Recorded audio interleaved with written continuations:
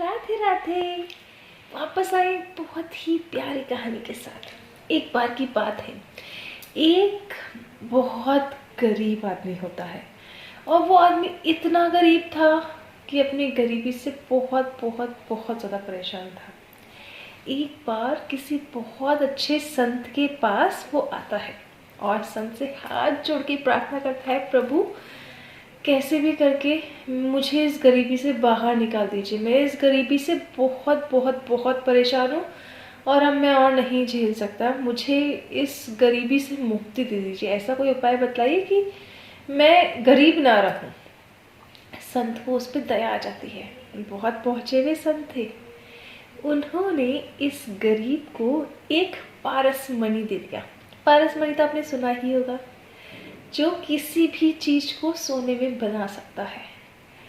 अब पारसमणि मिलने के बाद इन संत ने उस गरीब आदमी को कहा कि ये पारसमणि ले जाओ, इससे तुम्हें जो चाहिए, जितना चाहिए उतना सोना बनाओ और अपनी गरीबी को अमीरी में बदल दो। आदमी बड़ा खुश रहता है, भागते भागते अपने घर पहुंचता है, पारसमणि से बहुत सारी चीज़ों को सोने में बना लेता है और धीरे धीरे धीरे करके बहुत अमीर आदमी हो जाता है।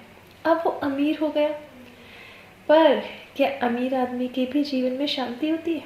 उसे हर वक्त भय लगा रहता था, कहीं किसी ने ये पारसमणि चुरा लिया तो, कहीं किसी ने जो मैंने इतना सारा सोना बनाया है वो चुरा लिया तो, मेरे बच्चे अगर ऐसे हो गए तो, ये ऐसा हुआ तो, वो वैसा हुआ तो।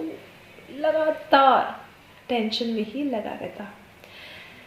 बड़ा परेशान होकर वापस संत के पास पहुंचता है और संत को कहता है कि प्रभु आपने पारसमणि दिया, इससे मेरी गरीबी तो दूर हो गई, पर गरीबी दूर होने के बाद भी मेरे मन में शांति नहीं है।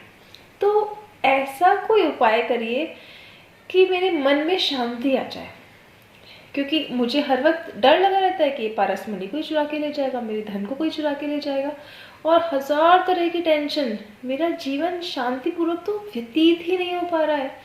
पैसा है, अच्छी बात है, पर मैं प्रसन्न नहीं हूँ। तो ऐसा कोई उपाय बताइए कि मैं प्रसन्न हो सकूं। तो गुरुदेव ने कहा कि ठीक है, तुम प्रसन्न नहीं हो तो एक काम करो, ये पारसमणि मुझे वापस दे दो। जितना धन तुम्हें चाहिए था तुम्हारे पास है, काम हो जाएगा, पारसमणि मुझे दे दो। आदमी ने कहा नहीं नहीं नहीं, ये पारसमणि तो वापस नहीं दूंगा, और कोई उपाय बतलाइए। गुरुदेव ने कुछ सेकंड सोचा और फिर उसे बोला कि एक काम है जो तुम कर सकते हो। तो व्यक्ति ने कहा अच्छा वो क्या? बोले निस्वार्थ भाव से सिर्फ भगवान की भक्ति में लग जाओ, उनका नाम स्मरण करो, उनके बारे में सोचो, भगवान की निस्वार्थ भाव से, बड़े ही प्रेम से सिर्फ भगवान की भक्ति करो। इससे बड़ा और कोई कर्म हो ही नहीं सकता।